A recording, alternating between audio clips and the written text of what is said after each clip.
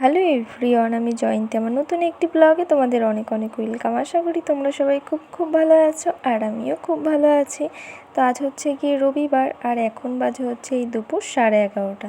তো চলো এখন থেকে আমি আমার ব্লগটা স্টার্ট করছি। তো তোমরা দেখতে থাকো, আশা করি তোমাদের খুব ভালো লাগবে। তো আজকে সকাল থেকে কি করছি পুরো ব্লগটাই তোমাদের সাথে শেয়ার করব। তো দেখো, এই যে সমস্ত কাজবাজ সেরে নিয়েছি, ঘরটার ঝাড় দিয়ে নিয়েছি, তারপরে একটা হেয়ার মাস্ক বানিয়ে নিয়েছি। তো এটার মধ্যে দিয়েছিলাম মেথি আর টক দই, তো দিয়ে মিক্সচার মেশিনে একটু মিক্সচার করে নিয়েছি। তো তারপরে ওটাই একটুখানি অ্যাপ্লাই করে নিয়েছি মাথায়। তো এটা এখন 30 মিনিট 1 ঘন্টার মতন মাথায় রেখে দেবো। তারপরে যেই শুকিয়ে যাবে নর্মাল জল দিয়ে ধুয়ে নেব। তো চলো ততক্ষণ সমস্ত কাজগুলো সেরে ফেলি। তো এখানে ঠাকুর বাসনটা মেজে নিয়েছি, আর মেজে হচ্ছে কি এখন ধুয়ে নিচ্ছি। তো আজকে আবার চলে এসেছি পাশের বাড়ি দাদুদের কলে।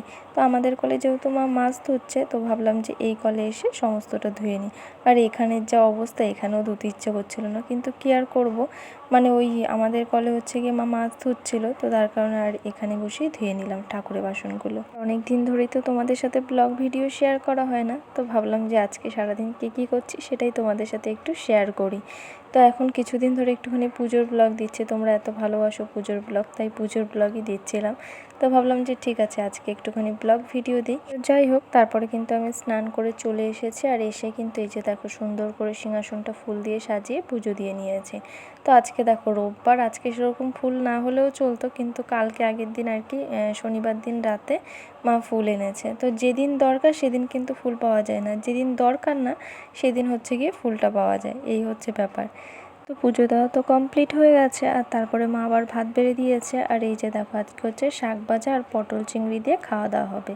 তো দেখো শাক ভাজাটাও খুব সুন্দর হয়েছে, আর পটল চিংড়িটাও দুর্দান্ত হয়েছে। তো মাকে বলছিলাম আজকের রান্নাটা খুব সুন্দর হয়েছে, আর আজকে কাঠের উনুনে রান্না করেছে, এই কারণে হয়তো আরও বেশি টেস্ট হয়েছে। তো দুটো খাবারই আজকে খুব সুন্দর হয়েছে, আর এটা দিয়ে আজকে আমাদের দুপুরে খাওয়া দাওয়া হবে। তো চলো খাওয়া দাওয়াটা করে নিই।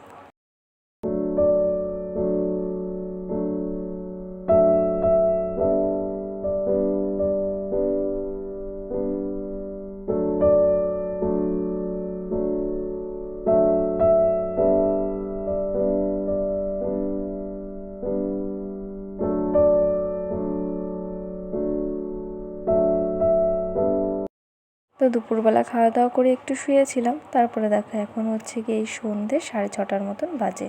তো স্নান করে আবারও চলে এসেছি। তো স্নান করে এসে এখন আবার পুজো দিতে বসে পড়েছি। যেই গরম, 3 থেকে 4 বার এমনিতেই স্নান করা হয়, তো ভাবলাম যে আরও একবার স্নান করে নিই। আবার রাতেও হয়তো স্নান হতে পারে, তো এক দিন তো আমার 4 বার 3 বার স্নান হয়েই যায়। তো প্রত্যেক দিন সন্ধ্যের সময় এরকম স্নান করে পুজো দিতে বসি এখন, মানে ঘেমে যাই। তো তার কারণ হচ্ছে সন্ধ্যের সময় এরকম স্নান করে এখন পুজো দিতে বসে পড়েছি। আর দুপুরবেলা তো হনুমান চালিসাটা পড়া হয়নি, তো তার কারণে ভাবলাম এখন হনুমান চালিসাটা পড়ে নেব। তো প্রথমে আগে সন্ধ্যেটা দিয়ে নিয়েছি, তারপরে এখন হনুমান চালিসা পড়তে বসে পড়েছি। তো আজকে একটু দুপুরবেলা পুজো দিতে লেট হয়ে গেছিলো, তো তার কারণে এখন বিকেলবেলা পড়ে নিচ্ছি। তো ভেবেছি যেদিন দুপুরবেলা একটু লেট হবে, মানে লেট করে পুজো দিতে বসবো, অনেক সময় হয় যে 2টোর সময় এরকম পুজো দিতে বসি, স্নান করে আস্তে আস্তে আমার লেট হয়ে যায়। আর তারপর কমসে কম আমার পুজো দিতে আধ ঘন্টার সময় লাগে, আর তখন আর ইচ্ছে করে না পুজো দিয়ে আর হনুমান চালিসা পড়তে বসে, আর কি খিদে পেয়ে যায় আমার। তো তার কারণে ভেবেছি যেদিন দুপুরবেলা আর কি সময় পাবো না, সেদিনকে বিকেলবেলা আমি পড়ে নেব। তো আজকে যেহেতু দুপুরবেলা একটু লেট হয়েছিল পুজো দিতে, তো তার কারণে হচ্ছে কি এখন বিকেলবেলা পড়ে নিচ্ছি। তো যাই হোক, সন্ধে দেওয়া তো কমপ্লিট হয়ে গেছে, আর এই যে জেঠিমা চলে এসেছে দুধ দিতে। তো এই যে এখন হচ্ছে 1 পা করেই দুধ রাখা হয়, কারণ আমরা 2 বোনের 1 বোনও দুধ খাই না। তো কোনো সময় যদি ইচ্ছে হয় তাহলে একটু কফি বানিয়ে খাই বা দুধ চা বানিয়ে খাই। তো বোনের কিছুদিন যখন শরীর খারাপ ছিল, এখনও শরীরটা খারাপ আছে, তো জোর করে খাওয়ানো হতো। আর এখন তো খেতেই চায় না, আগে একটু শরীরটা খারাপ ছিল বলে বকে বকে খাওয়ানো হতো, আর এখন হচ্ছে ও খেতেই চায় না একদম। তো আমি তো খাইই না, তো তার কারণে 1 পা করে রাখা হয় মা আর বাবার জন্য। আর মা যদি খুব বোনকে জোর করে, বকাবকি করে, তখন হয়তো অল্প স্বল্প খেয়ে নেয়। তো যাই হোক, এই যে দেখো আম এনেছে বিকেলবেলা হচ্ছে বাবা। তো প্যাকেট থেকে আমগুলো এখন বের করে নিলাম, আর একটা আম হচ্ছে প্রথমে ঠাকুরের জন্য রেখে দিলাম। তো কাল যেহেতু সোমবার আছে, ঠাকুরকে দেওয়া যাবে, তো তার কারণে একটা আম রেখে দিয়েছি। আর এইদিকে দেখো আমি 2টো আম কেটে নিয়েছি, তো 2টো আমি এখন খাবো বসে বসে।